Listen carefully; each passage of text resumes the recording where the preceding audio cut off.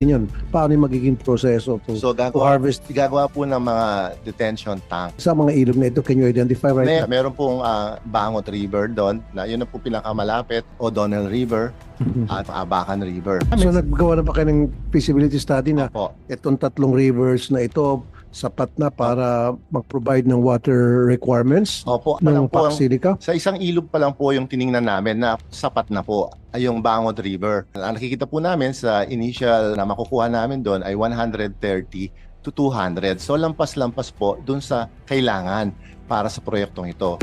So paano kung minsan nagkakaroon tayo ng El Nino at natutuyo yung mga ilog? Paano yun? Tama. Daily ang requirements ninyo. Tama po yun, no? Yung ginawa pong initial na study ay ginawa po during dry season. Kaya po nakapag-yield siya, nakakuha ng ganong resulta. Lalo na po pag tag-ulan. Kailangan, nire-require din namin ang mga industry na to na i-recycle. And based po sa industry average, at least 70% na re-recycle. So, konti na lang ang top-up sa kanilang pangailangan. Pangatlo, inaaral na rin po ngayon yung desalination. Kasama rin po yun na titingnan ng mga investor na to yung desalination kasi wala nang po tayong problema kung sa dagat po manggaling naman.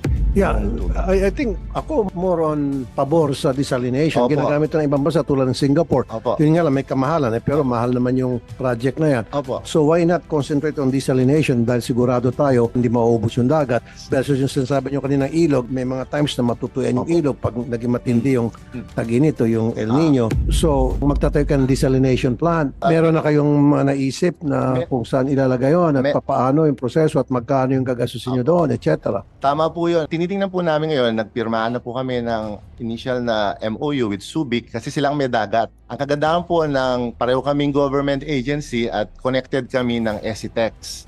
So may proposal sila ngayon po na ipadaan yung mga tubo sa ECTEX. So wala na pong problema sa right of way. How about yung sa power na makukonsumo nito sa magagaling? Magtatayo ba kayo ng solar farm? Meron na po kaming mga initial po na investor din po na solar farm. Pero alam po natin ang solar farm ay hindi siya base load power. Ibig sabihin ilang oras mo lang siyang magagamit habang may araw. So ang isang alternatibo po namin tinitingnan dito ay battery. Pero ang battery rin po ay hindi pa rin naman masasapatan yung 24-hour need.